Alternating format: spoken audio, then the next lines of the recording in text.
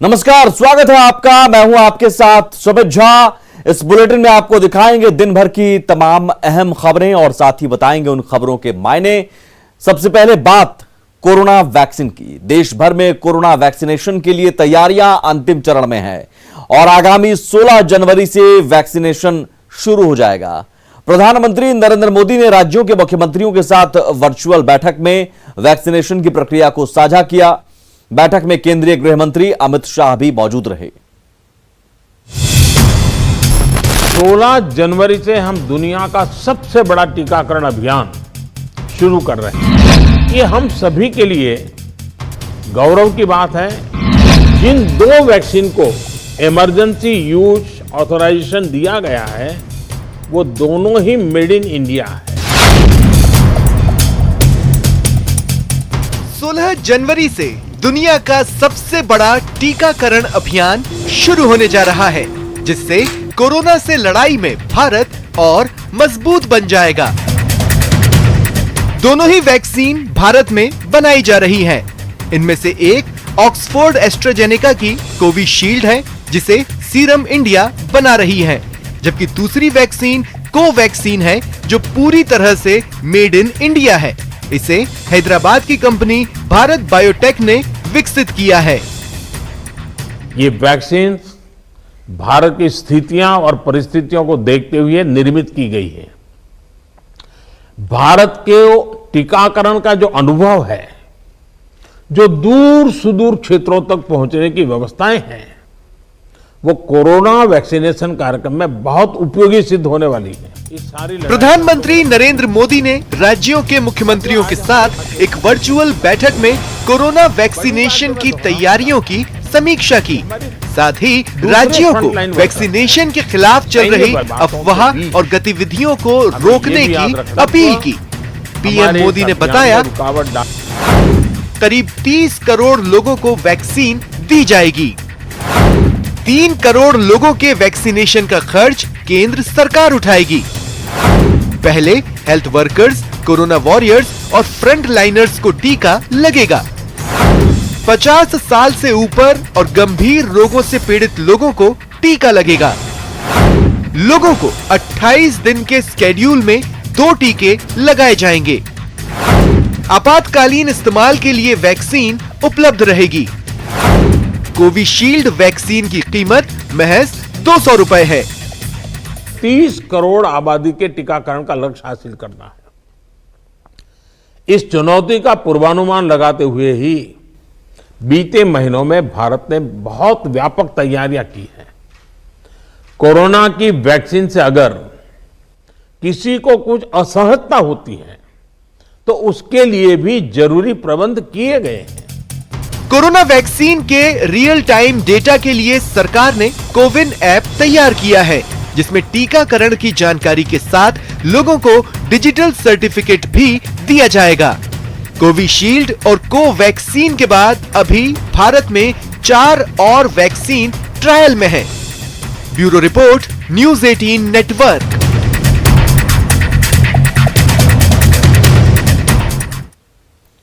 PM ने अपने संबोधन में यह बताने की कोशिश की कि वैक्सीनेशन को लेकर तैयारी पूरी है और इसे लेकर कोई सवाल उठने की आशंका नहीं है।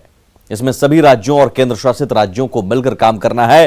पीएम ने सभी राज्यों को साफ शब्दों में कह दिया कि वैक्सीनेशन में कोई इफ एंड बट नहीं आना चाहिए, कि अफवाहों पर वैक्सीन से जुड़े अपप्रचार को कोई हवा न मिले। इफ्स और बट से बात नहीं होनी चाहिए। देश और दुनिया के अनेक स्वार्थी तत्व हमारे इस अभियान में रुकावट डालने की कोशिश कर सकते हैं। देश के हर नागरिक तक सही जानकारी पहुंचाकर हमें नाकाम करना है। आखिर पीएम मोदी को क्यों कहना पड़ा कि नहीं चाहिए if and but? If and but की बात नहीं होनी चाहिए। दरअसल वैक्सीनेशन को लेकर कुछ लोग अफवाह भी फैला रहे हैं और पीएम ने राज्यों को अफवाह रोकने की जिम्मेदारी दी है। पीएम ने कहा कि सबको मिलकर काम करना है।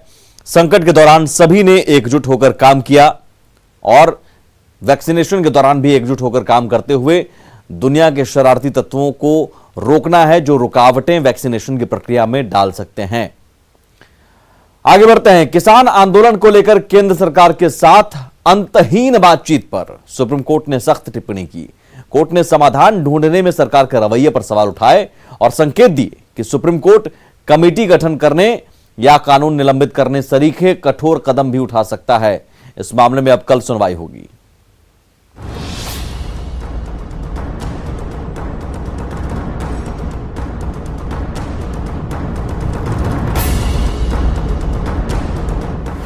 किसान आंदोलन पर सुप्रीम रुख, केंद्र सरकार के रवैये पर सुप्रीम कोर्ट की टिप्पणी। सुप्रीम कोर्ट ने केंद्र सरकार से कहा कि किसानों के मुद्दे पर सरकार कहीं ना कहीं फेल होती नजर आ रही है। सुप्रीम कोर्ट में केंद्र सरकार ने आज किसान बिल को लेकर कई ऐसी बातें कही जिस पर सुप्रीम कोर्ट असंतुष्ट दिखा। 47 दिन के किसान आंदोलन और सरकार की ओर से तारीख पर तारीख देने से नाराज सुप्रीम कोर्ट ने कृषि कानून को लेकर कड़ा रुख अपनाया।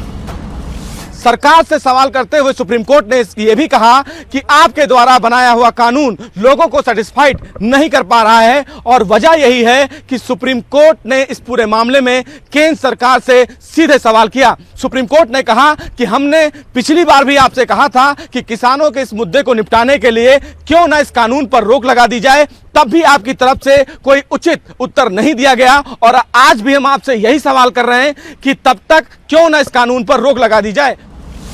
पहले ही एक्सपर्ट कमेटी बनाकर मामले का हल निकालने की नसीहत देने वाले सुप्रीम कोर्ट की बेंच शायद ही समाधान के इसी फॉर्मूले पर विचार कर रहा है। सुप्रीम कोर्ट के इस पूरे सुनवाई में दो बातें सामने निकल कर आई। पहली बात है कि सुप्रीम कोर्ट इस पूरे विवाद को सुलझाने के लिए किसी कमेटी का गठन कर सकता है, वहीं सुप्रीम कोर्ट आने वाले दिनों में इस कानून पर रोक भी लगा सकता है। आपको बता दें कि कोर्ट ने कड़ाके की ठंड में किसानों के आंदोलन को लेकर नरमी दिखाई और सीधे तौर पर गतिरोध के लिए सरकार को जिम्मेदार ठहराया। दरअसल किसान आंदोलन 47 दिन का हो चुका है। 15 जनवरी को सरकार और किसान संगठनों के बीच 9वें दौर की बातचीत होनी है। इससे पहले 8 दौर की बातचीत में 2 मुद्दों पर समझौता हुआ है। हालांकि किसान संगठन और सरकार के बीच एमएसपी और कानून के बाकी प्रावधानों पर बात नहीं बन रही। किसान संगठन कृषि कानून वापस लेने की मांग पर अड़े हैं, तो सरकार किसी कीमत में कानून वापस लेने को तैयार नहीं है। वहीं 4 जनवरी को बातचीत बेनतीजा रहने के बाद किसानों ने आंदोलन तेज करने की रणनीति बनाई है। खासकर 26 जनवरी को किसानों ने दिल्ली में ट्रैक्टर परेड निकालने की भी चेतावनी दी है। आपको बता दें कि किसान आंदोलन को लेकर सुनवाई के दौरान सुप्रीम कोर्ट ने विरोध जताने को मौलिक अधिकार बताते हुए आंदोलन पर रोक से इनकार किया था। वहीं 17 दिसंबर को सुप्रीम कोर्ट ने दोनों पक्षों को कमेटी बनाकर समाधान निकालने की सलाह भी दी थी। अब देखना बेहद अहम होगा कि सुप्रीम कोर्ट जब इस पूरे मामले में अपना आदेश जारी करेगा तो क्या इस पूरे मामले में केंद्र सरकार के इस कानून को लेकर सुप्रीम कोर्ट किसी कमेटी का गठन करता है या फिर नहीं। कैमरामैन जगदीश सुप्रेती के साथ सुशील पांडे, न्यूज़ 18 दिल्ली। दरअसल किसान आंदोलन के 47 दिन बीत चुके हैं, अभी भी जारी है। 15 जनवरी को सरकार और किसानों के बीच बातचीत का अगला दौर होना है, बातचीत फिर से होनी है। अब तक 8 दौर की बातचीत हो चुकी है। 8वें दौर की बातचीत में सिर्फ 2 मुद्दों पर समझौता हुआ है। एमएसपी और कानून के बाकी प्रावधानों पर सहमति नहीं बनी है और इन सब के बीच किसानों ने आंदोलन और तेज करने की रणनीति बनाई है। इन सब के बीच सुप्रीम कोर्ट के रुख पर अब सबकी नजरें टिकी हुई हैं। बिहार की सियासी गलियारों का रुख करते हैं। बिहार में खरमास के बाद सियासी खेल होने वाला है। ऐसा हम इसलिए कह रहे हैं क्योंकि राजनीतिक पार्टियां लगातार बयानबाजी कर रही हैं। रविवार को बीजेपी के बिहार प्रभारी भूपेंद्र यादव ने तेजस्वी यादव को चुनौती दी कि खरमास बाद आरजेडी में होने वाले टूट को रोक सकें तो रोक लें। और सोमवार को जेडीयू सांसद ललन सिंह ने कह दिया कि अगर भूपेंद्र यादव चाह लेंगे तो आरजेडी का बीजेपी में विलय हो जाएगा। क्या खरमास के बाद टूट जाएगा आरजेडी? क्या आरजेडी में होने वाली है बड़ी भगदड़? ये हम नहीं कह रहे, ये वो सवाल हैं जो रविवार से बिहार के राजनीतिक गलियारे में हलचल मचाए हुए हैं।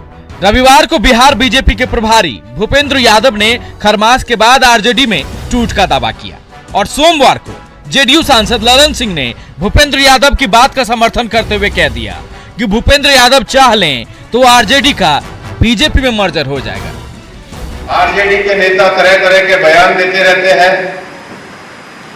मैं उनको इतना ही निवेदन करना चाहूंगा हम तो इसलिए चुप थे कि खरमास चल रहा है, संक्रांति आ गई है, आरजेडी को बचा ले, बाकी सारी चीजें बिहार में हम ठीक कर। अब वो तो जिसको ज्ञान ही नहीं है कुछ, तो उसकी पार्टी में क्या, उसकी पार्टी में तो ऐसी ही खलबली है।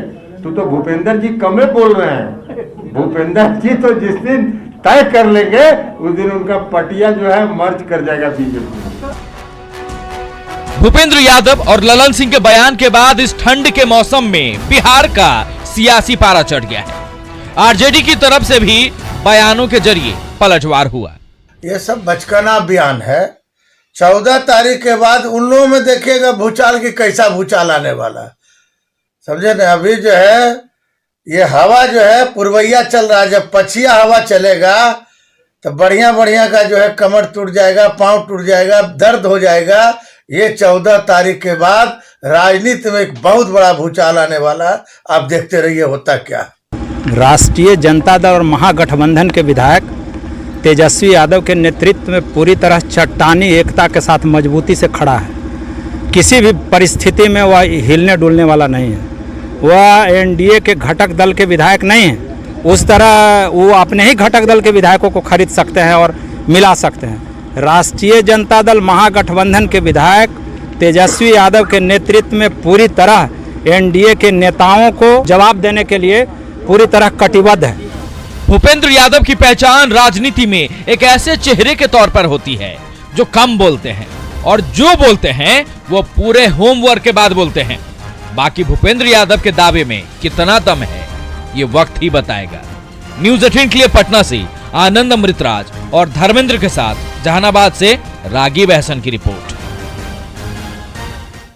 तो पहले भूपेंद्र यादव का बयान कि आरजेडी में टूट होगी और उसके बाद ललन सिंह का बयान कि आरजेडी का विलय हो जाएगा बीजेपी में अगर भूपेंद्र यादव चाह लें तो ऐसे में ललन सिंह के बयान के मायने हैं क्या। भूपेंद्र यादव ने दरअसल बात गंभीरता से कही है ललन सिंह के मुताबिक और आरजेडी के बयान पर पलटवार किया है।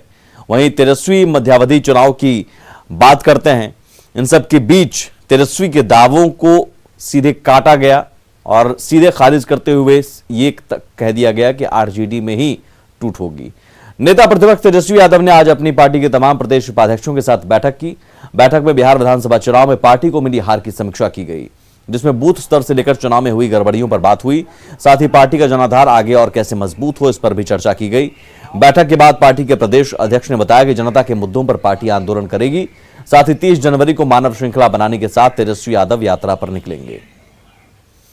16 तारीख को पूरे राज्य के जनरल सेक्रेटरी भी बुलाए गए हैं और उनसे अपना एक बात पर चर्चा होगी, कार्यक्रम बनेंगे। लेकिन निश्चित आप मान के चलिए इस बिहार की जनता को निरीह अवस्था में हम लोग नहीं रहने देंगे। ये जुल्म करने वाले जुल्मी लोगों से हम लोग निजात दिलाएंगे और बिहार की जनता को कार्रवाई के नाम पर जो आश्वस्त किया है तेजस्वी जी ने, जब हमारी सरकार नहीं है तो हम विद्रोह जो आज जब पर खड़ी है ये बिहार की जनता, नेतृत्व फिर उसको दिया जाएगा और किसानों को कभी परेशान, बेरोजगारों को नहीं होना दिया जाएगा। सवाल है कि आखिर तेजस्वी के चुनाव के बाद यात्रा का क्या मतलब है। दरअसल तेजस्वी चुनाव में मिली हार के बाद जनता को अब यह विश्वास दिलाना चाह रहे हैं कि वे एकजुट हैं, उनकी पार्टी एकजुट है और लगातार वो सत्ता परिवर्तन के लिए जुटे हुए हैं, सत्ता परिवर्तन करेंगे। बिहार कांग्रेस के प्रभारी बनने के बाद पहली बार भक्त चरण दास पटना आए और पहली बैठक काफी हंगामेदार रही। पटना के सदाकत आश्रम में आयोजित इस बैठक में कांग्रेस नेताओं के बीच कई बार तीखी नोकझोंक भी हुई।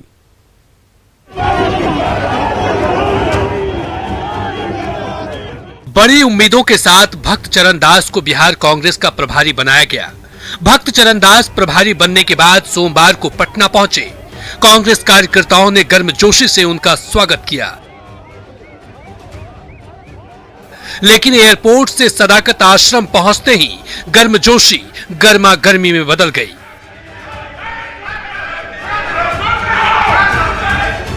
प्रदेश नेताओं के साथ हुई पहली ही बैठक में हंगामा हो गया।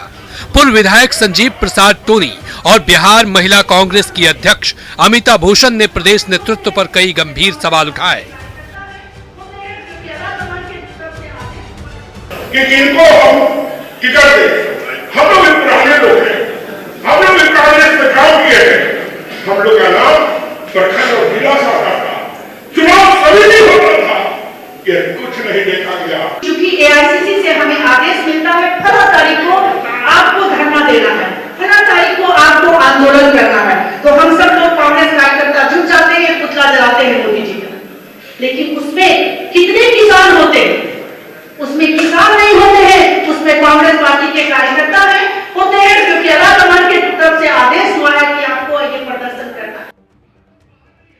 कांग्रेस की बैठक में इतना ज्यादा हंगामा हुआ कि मौके पर पुलिस पहुंच गई।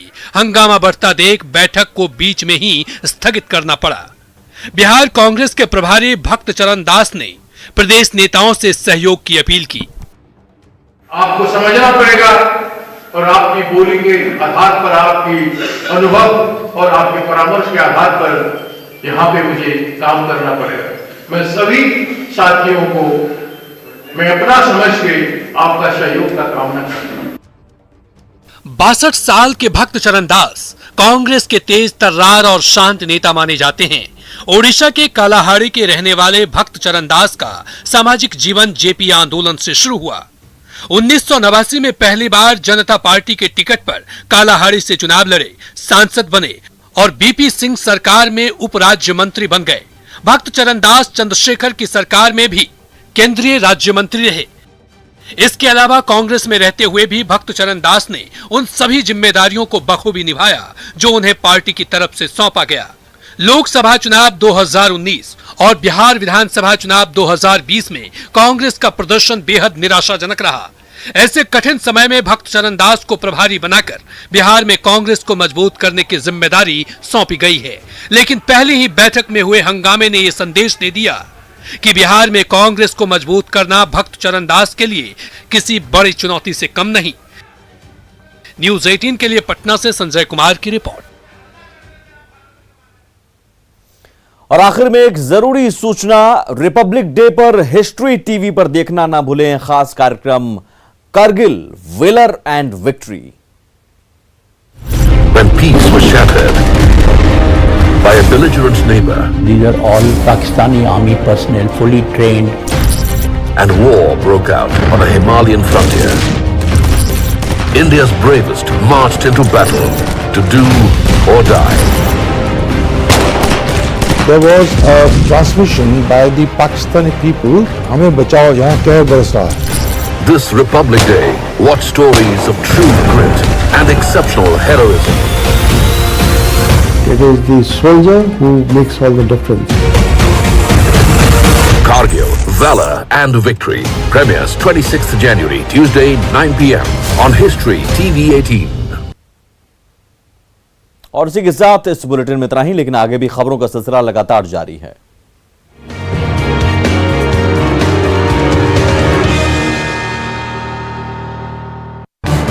इस न्यूज हेडलाइंस के प्रायोजक पेट सफा आयुर्वेदिक